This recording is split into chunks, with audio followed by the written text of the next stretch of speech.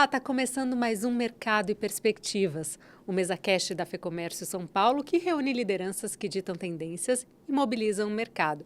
E hoje eu converso com Marcelo Scherto, uma referência no ramo de franquias. Marcelo, ele é fundador da primeira consultoria especializada em franchising na América Latina, a Scherto Consultoria. Participou também da fundação da Associação Brasileira de Franchising e já escreveu 13 livros sobre o assunto. Seja muito bem-vindo, viu, Marcelo? É um prazer recebê-lo aqui. Muito obrigado. Para mim é um prazer e uma honra estar aqui com você. Prazer é todo meu. Queria começar a nossa conversa olhando um pouco em perspectiva para o setor, né? Que é um setor que está aí há muito tempo. Queria que você traçasse um panorama, né? O que mudou, né? Desde as décadas de 1980, 90 para os dias de hoje, né? Nós passamos por enormes mudanças, pandemia, mudou a forma de empreender. Queria que você que está aí nessa área há tanto tempo, nos falasse sobre isso. Eu diria para você que a cada década houve uma grande mudança, né? E as mudanças, felizmente, têm sido para melhor, né? Porque né, tem um ditado alemão que diz que mudança e mudança para melhor podem ser duas coisas bem diferentes, né? E aqui, no mercado de franquia, tem sido para melhor.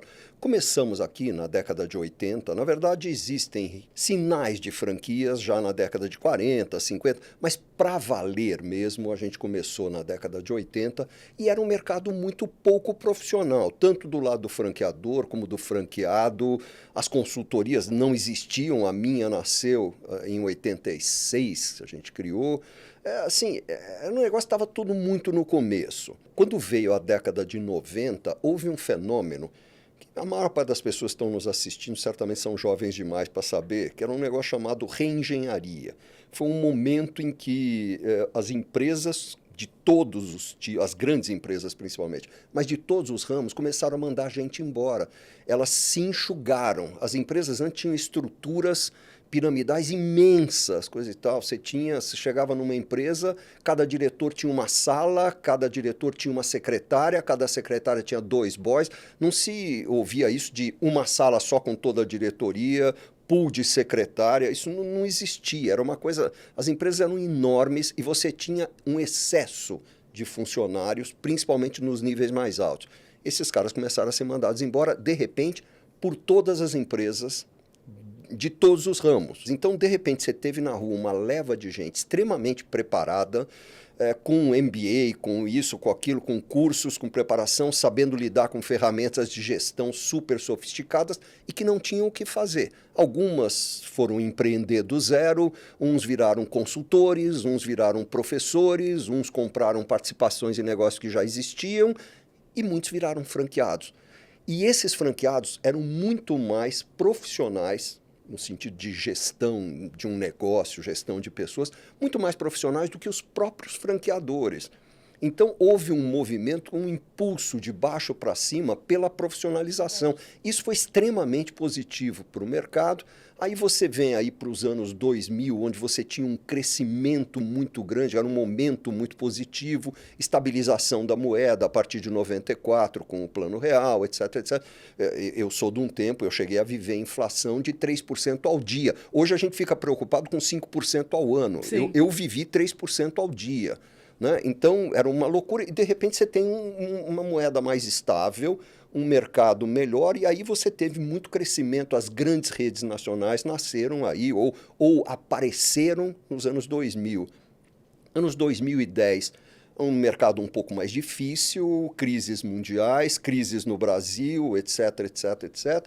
E aí você tem o surgimento de uma figura muito interessante, que é o multifranqueado, que é o cara que é o franqueado profissional. É aquele cara que eu tenho amigos que têm 50 franquias, 60 franquias, eu tenho um amigo que tem mais de 180 franquias. E assim, então é uma estrutura super profissional, isso aconteceu. E agora nós estamos vivendo uma época de muita crise, o varejo está com muita dificuldade e está sobrevivendo isso e aquilo, e surgimento de novas tecnologias e inteligência artificial começando a se embrenhar em tudo que é negócio, e a gente está vivendo um momento onde você tem muito mais dúvidas do que certezas, mas a única certeza que eu tenho é que a franquia vai continuar evoluindo. A franquia está incorporando, inclusive, os franqueadores e franqueados, um monte de ferramentas de inteligência artificial. Já tem uma empresa americana de brasileiros, mas ela fica sediada nos Estados Unidos, que está desenvolvendo agentes de inteligência artificial especificamente para empresas de franquias. Ele já tem, pelo menos, até onde eu me lembro, pelo menos uns 10 agentes para atividades diferentes. Então, esse negócio, para mim, só vai melhorar. Eu sou um eterno otimista e eu me posiciono o seguinte: onde tiver oportunidade é o que eu vou buscar. Eu não vou ficar chorando. Quando todo mundo está chorando, alguém precisa vender lenço. Né? Então, muita gente que quer começar a empreender escolhe, né, a franquia. Né? É um caminho muito mais seguro, né? Caminho de que começar um negócio do zero. Né? Exatamente. Você tem um caminho mastigado, você tem processos pré-estabelecidos, você conta com a ajuda de alguém que já passou por aquilo, não só o próprio franqueador, mas os franqueados que estão na rede antes de você. Né? Então, existe muito acesso a know-how. Eu diria que empreender é caminhar na corda bamba. Né? Empreender com uma franquia é caminhar com a corda bamba, mas tem uma rede embaixo de proteção. Ótimo exemplo. E, Marcelo, qual que é o tamanho desse mercado hoje? Você traçou esse panorama, falou um pouco sobre o cenário atual, mas qual que é o tamanho hoje desse mercado? Um mercado bastante grande, até interessante. Nós temos no Brasil mais empresas franqueadoras do que nos Estados Unidos, que é o primeiro mercado, é o mercado número 1. O que nós temos são redes de menor porte, muito menor do que tem nos Estados Unidos. Mas mesmo assim, se você somar o faturamento das redes de franquia que existem no Brasil, que são aproximadamente hoje umas 3.300 redes, o mercado americano tem um pouquinho menos de 3.000. Então, nós somos uns 10% maiores do que o mercado americano em número de marcas. Né? Em número de operações, de unidades franqueadas, nós somos aí 1/8. Nós somos muito menores do que eles. Né? Mas esse conjunto de franqueadoras e franqueados hoje já movimenta aí uns 200 bi por ano. É um valor nada desprezível, gera um número de empregos muito alto e gera muita oportunidade, porque é isso, é o jeito de você empreender, mas pelas mãos de alguém. Né? Você, no seu primeiro dia no negócio, você já tem 30, 40, 60 anos de experiência. Assim, é isso que eu digo. Assim, eu comecei um negócio do zero. Empreender no Brasil não é fácil. Empreender em nenhum lugar é fácil, mas no Brasil é muito complexo. Nós temos muita burocracia, nós temos uma legislação tributária que vai contra os interesses do empresariado. Né? É a única legislação tributária que eu conheço que estimula você a ficar pequeno. Porque se faturar muito, você sai do simples, sai do limite do simples. Você é penalizado, e você né? é penalizado. Quer dizer, é um sistema que eu julgo, é minha opinião, e não estou atribuindo a este governo, é um sistema que vem de governos e de décadas. Mas nós estamos falando de um sistema tributário que é perverso e burro, né? Porque ele realmente não estimula você a gerar riqueza. Eu estava ouvindo, hoje ainda estava comentando, no Natal passado eu ouvi de um franqueado grande de um cliente nosso, seguinte, tomara que eu não venda muito na última semana antes do Natal, porque se eu vender eu vou estourar o limite. Um outro disse assim, eu gostaria que tivesse um vazamento na minha loja para eu poder fechar, eu ter a justificativa e não ser punido pelo shopping, porque eu gostaria de fechar nos 2, 3 dias que antecedem o Natal. Quer dizer, os dias que você mais vende no ano, você quer fechar, porque você não quer ser punido por um imposto mais alto. Isso é burro, né? Revoltante até, né? Para quem empreende. É realmente revoltante. Eu me empolgo falando disso porque me irrita profundamente. Mas irrita todos os empresários, todo mundo que empreende. Mas pegando um pouco desse gancho que você falou do jeito de empreender, né? Que o jeito de empreender também mudou muito. Também mudou bastante. Queria que a gente entrasse agora num âmbito mais de dicas práticas, né? Para quem quer começar de alguma forma com uma franquia, para que tipo de empreendedor a franquia é mais vantajosa e quais orientações você dá para que a pessoa evite um mau negócio? Nós temos, inclusive, a consultoria Acerto tem um livro, um e-book aí que é gratuito e que é exatamente, o nome original dele, eu gostava muito mais dele, mas marketing me fez mudar, né? Ele chama Dicas Práticas para quem quer investir numa franquia, é gratuito, pode ser baixado. Quando eu escrevi, ele chamava Como investir numa franquia sem entrar numa fria. Eu acho isso muito Excelente. melhor esse nome, mas Ótimo. foi vetado pela nossa área de marketing. Mas a dica que eu dou, primeiro, antes de tudo, se conhecer a si próprio, as suas características, do que você gosta, do que você não gosta. Eu não quero dizer que você só vai investir num negócio do qual você goste muito, mas é fundamental você estar em algo que te atrai, que te faça levantar de manhã animado, né? Porque você vai enfrentar, mesmo como franqueado, uma série de problemas ao longo do dia. Se você já, na hora que acorda, fala, ai meu Deus do céu, tenho que ir para o trabalho, pronto. Então tem que ser alguma coisa que você goste de fazer.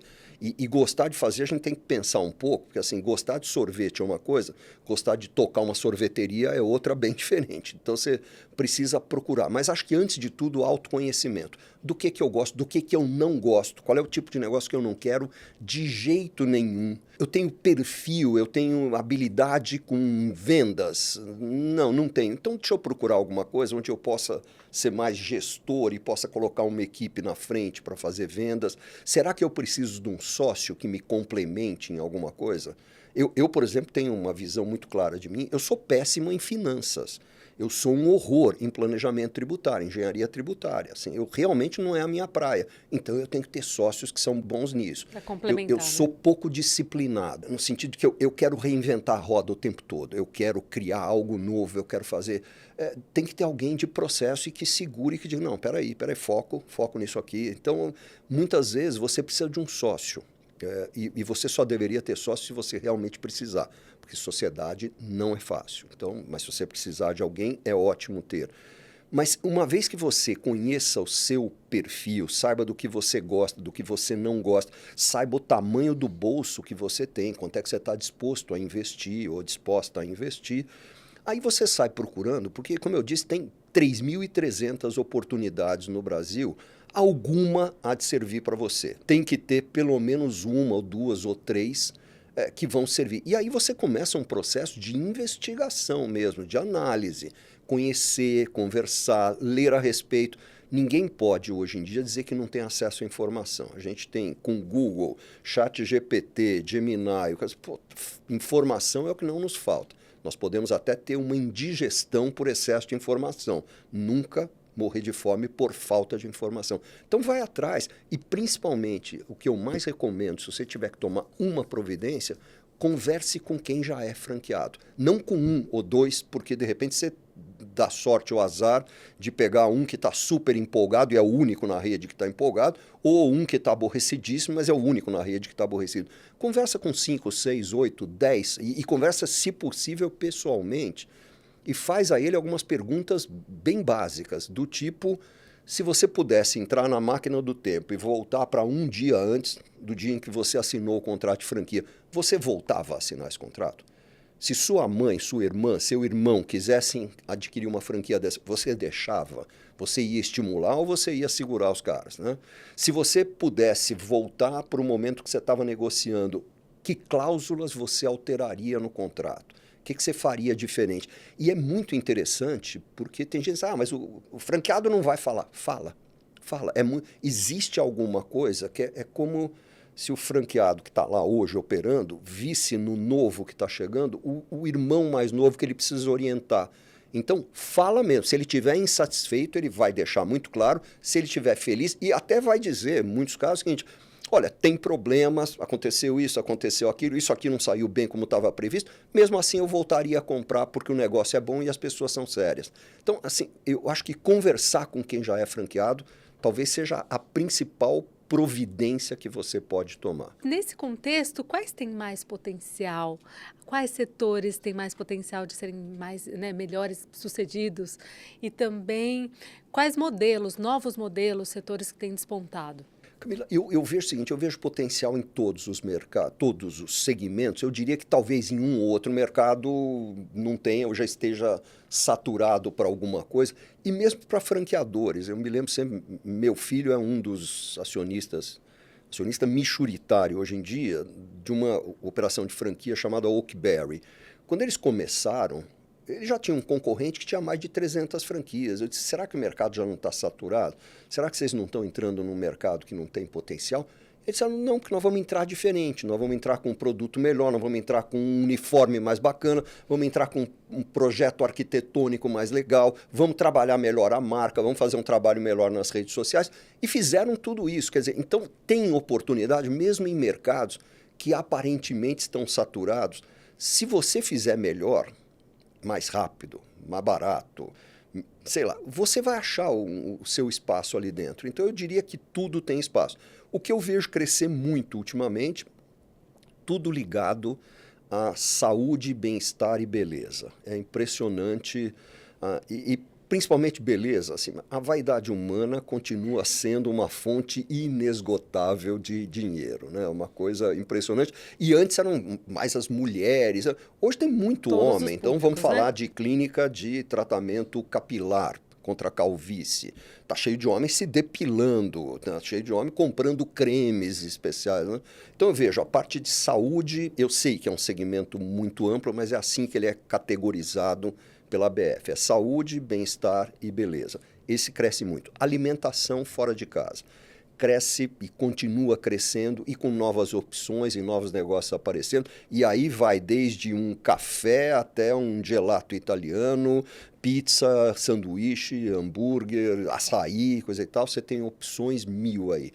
Educação é um outro segmento que vem crescendo muito e educação, de novo, todos os níveis, indo de escolinha ou atividade pré-escolar até pós-graduação.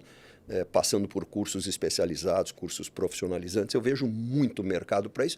E serviços de forma em geral, porque serviço é uma coisa que, principalmente a prestação de serviço braçal, coisa e tal, a inteligência artificial não vai substituir. Pelo menos por enquanto, eu não vejo um robô capaz de cortar meu cabelo, né, ou lavar o meu carro. Ainda não. Daqui a pouco, E é o que nos possivelmente teremos. humaniza, né? Isso nos humaniza. Então, assim, acho que Vai você tem muita continuar. opção.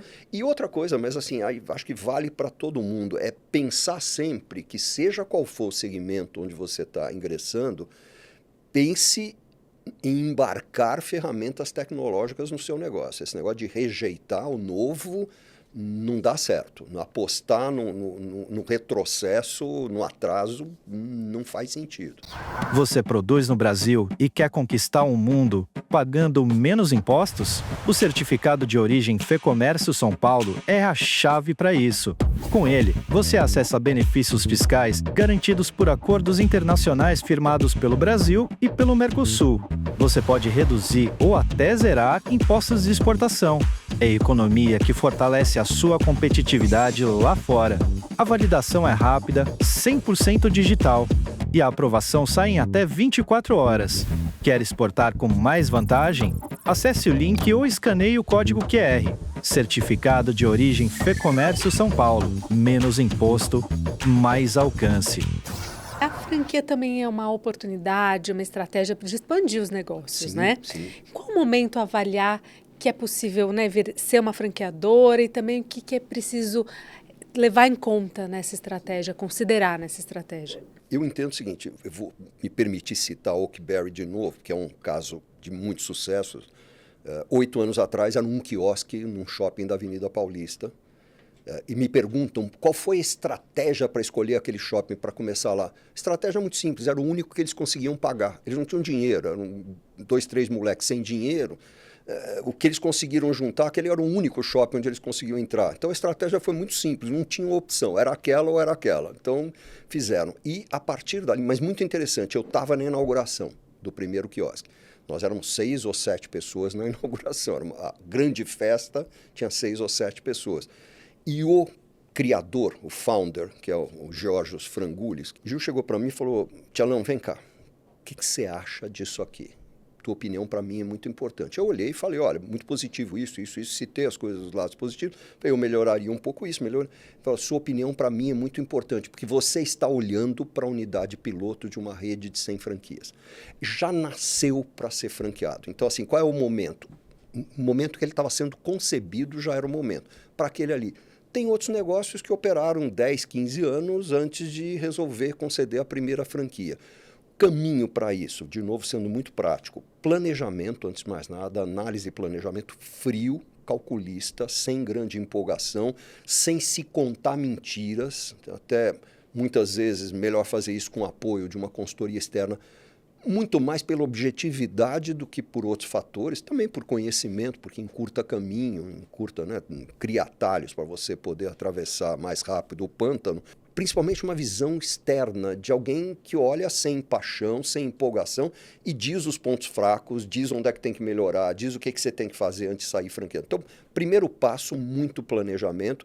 Segundo passo, tem que montar, formatar, você traduzir em manuais, em checklists, em vídeos, em roteiros, todo o know-how relativo a como é que você implanta, como é que você opera, como é que você administra uma loja daquela e como é que você opera a estrutura central que vai cuidar da rede de lojas. Franquia, se a gente tirar todo o charme, o glamour em volta da palavra, franquia nada mais é do que a replicação padronizada e disciplinada de processos.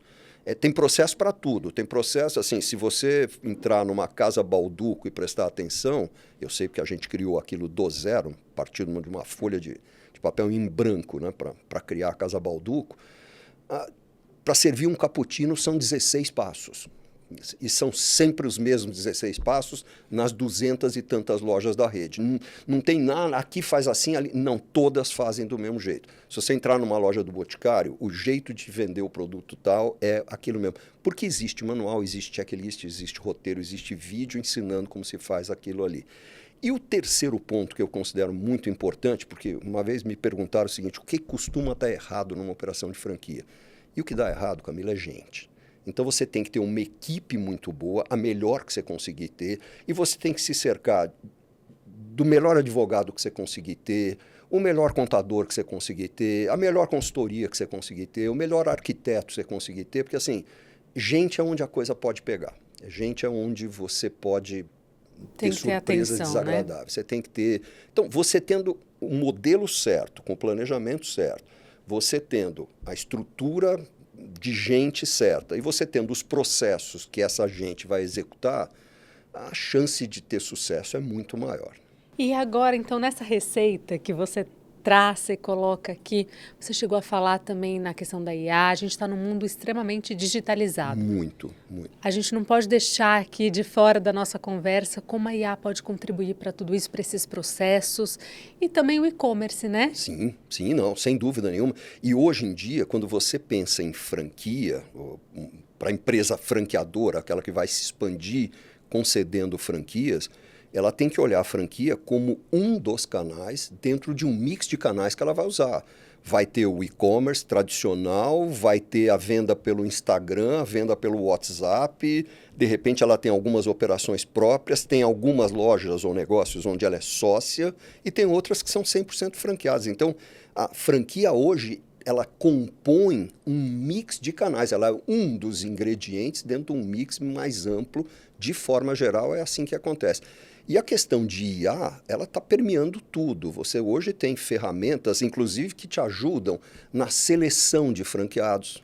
Porque o processo de seleção de franqueados, você vai para uma feira de franquias, por exemplo, é muito comum você cadastrar 500, 600 pessoas.